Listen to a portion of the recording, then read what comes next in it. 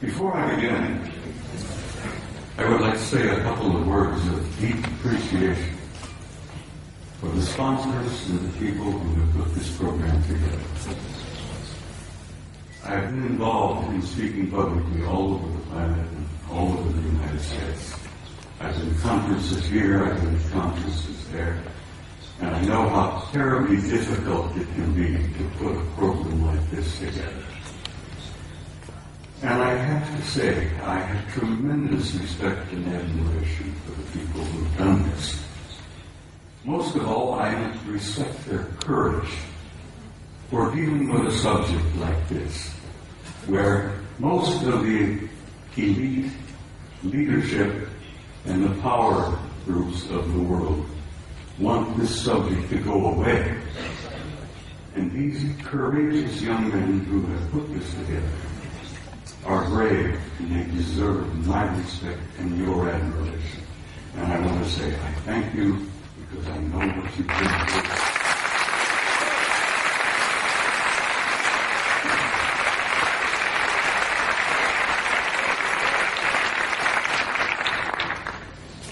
Now, I must explain something else to you.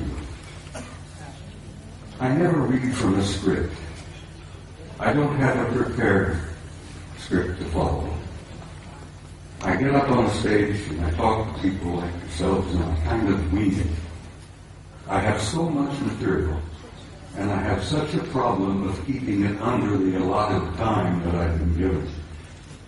I have come today prepared to speak to you for 3 hours. I'm only allowed 1 hour to get in there.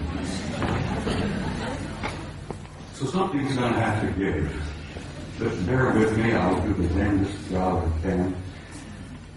And it's important that you see the photographs of the NASA pictures that I have brought with me. Now, my journey began 45 years ago.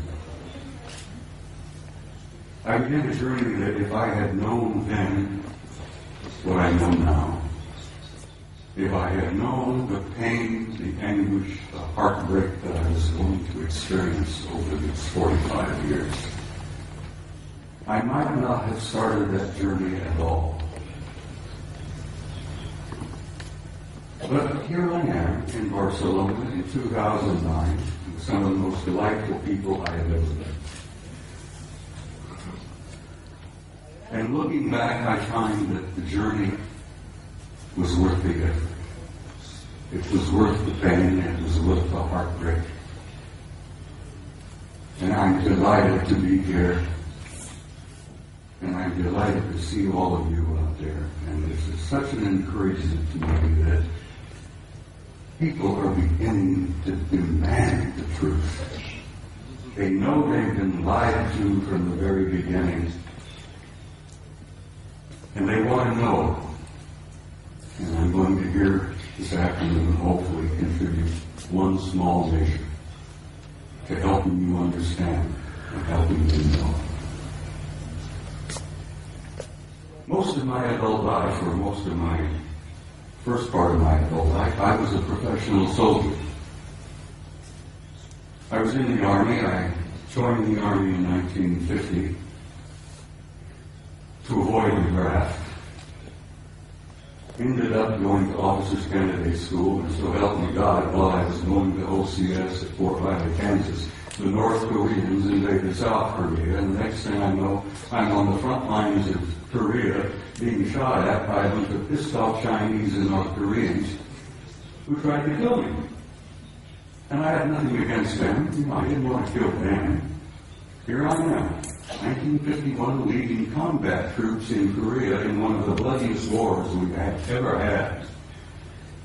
And the rest, I guess you could say, is history.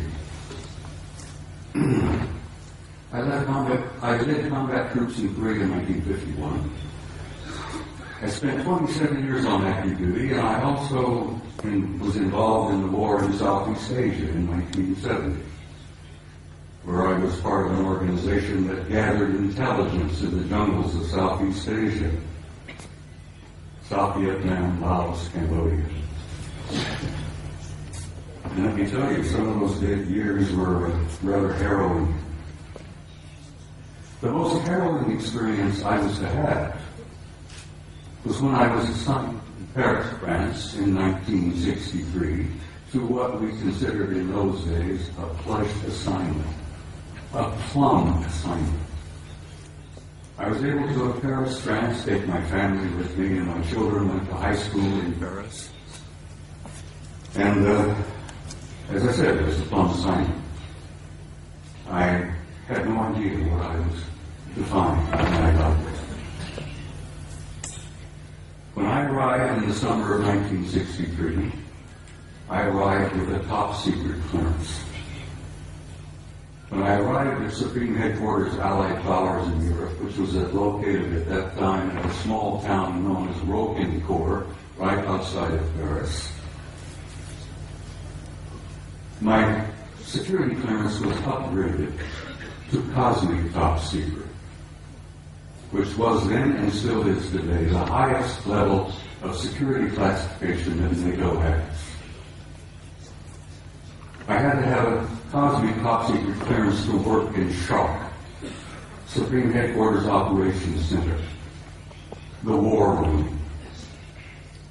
I was a senior master sergeant at the time, and when I was assigned in SHARC, I was given the job of maintaining the duty roster. We worked on a 24-hour basis, day after day after day.